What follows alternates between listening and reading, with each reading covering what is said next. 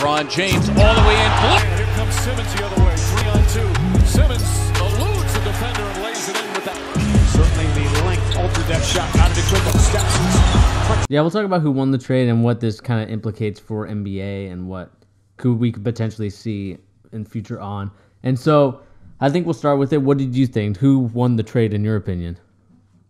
Like I said at first, I thought this was a very fair trade because the pieces, I thought, usually, and you hear this in the NBA analyst circles, the team that gets the best player always wins the trade. And I don't necessarily agree with that because I've seen times where that isn't true. And I think especially with a trade like this, the pieces that the Clippers were getting in return, if they were intending to keep them, kind of equaled the sum of Blake Griffin. Yeah. You have a really good two-way player who's having a bad season in Avery Bradley. But then you have a guy like Tobias Harris who's only 25, no history of injuries, who's on a really good contract for 2 more years and having a career season. And I don't necessarily see how far off, like how much worse he is than Blake necessarily. Yeah. I mean, he doesn't necessarily play the same position, but he's not that much smaller than him. He can shoot. I just don't necessarily see the difference in that the more I look at it.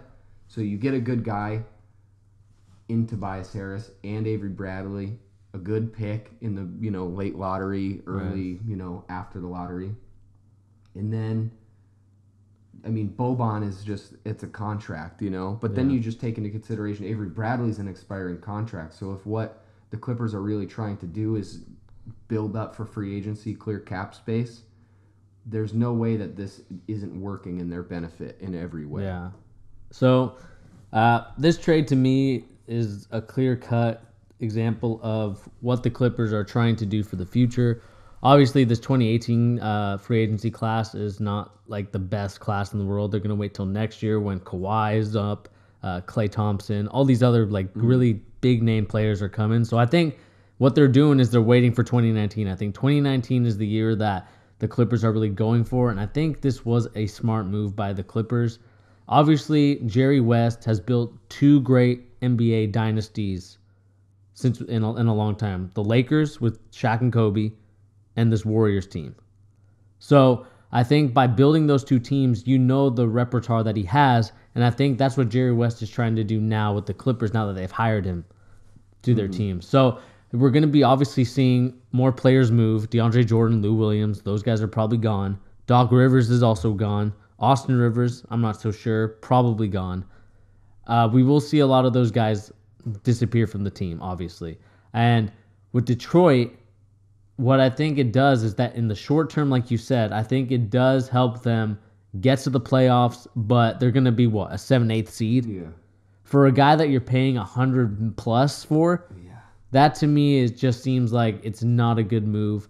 And, a lot of people compare it to the Pelicans. They're like, oh, they could be the Pelicans of the East. Well, the difference between the Pelicans of the East, Detroit Pistons, the difference between those 2 players and Anthony Davis and DeMarcus Cousins before he got hurt is that those guys can shoot the ball.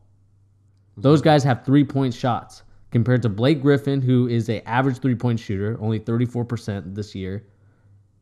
And then Andre Drummond, who only shoots 3 to 5 feet from the rim. So there is no comparison to the Pelicans of the East. I'm sorry. Whoever made that comparison, that's kind of dumb. I mean, I think that might be partially what they were going for. It's almost like a mix of they wanted to recreate Lob City, where they have a guy like Reggie Jackson who's not comparable to Chris Paul really, but you know what I mean? Mm-hmm. And then you have a big guy who can dunk the ball and is super athletic in Andre Drummond, and then you have Blake Griffin. So they're almost going for Lob City 2.0 mixed with the Pelicans. I can see it, but I agree with you. I think it's kind of just a very surface level comparison. To have 2 skilled big guys as your focal points doesn't necessarily make you comparable. Mm-hmm.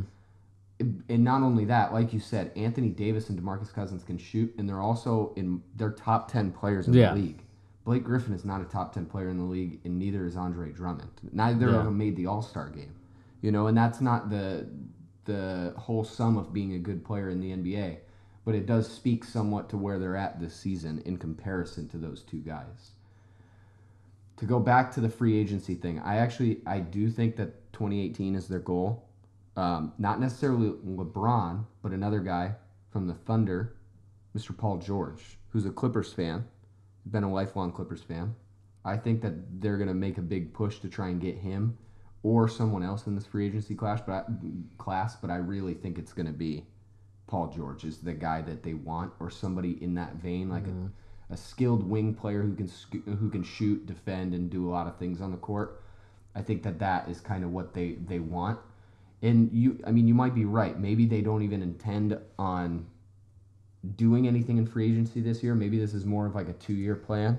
I think so. I wouldn't be surprised in that case either, but I think we shouldn't be too surprised to hear that they're pushing really hard for a guy like Paul George. Yeah. My only issue with that is that I'm hearing that Paul George actually really likes Oklahoma City, and he's thinking about signing a contract extension. So we could potentially be seeing that relatively soon, because the extension does come, I think it's either a week after the All-Star break or it's the week of the All-Star break. I can't remember when it is.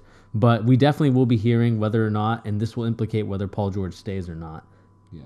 But to me, I just think that with this Blake Griffin thing and this Andre Drummond duo, it like we've been talking about, it only works in the short term. Long term, what else does it do? The only thing that sucks about this trade is that the Pistons, I think, gave up a little bit too much to get Blake Griffin, in terms of if you wanted to trade for another skilled guard, which was one of the talking points that we made yesterday when we were doing a video that we had to scrap now because Avery Bradley is obviously traded.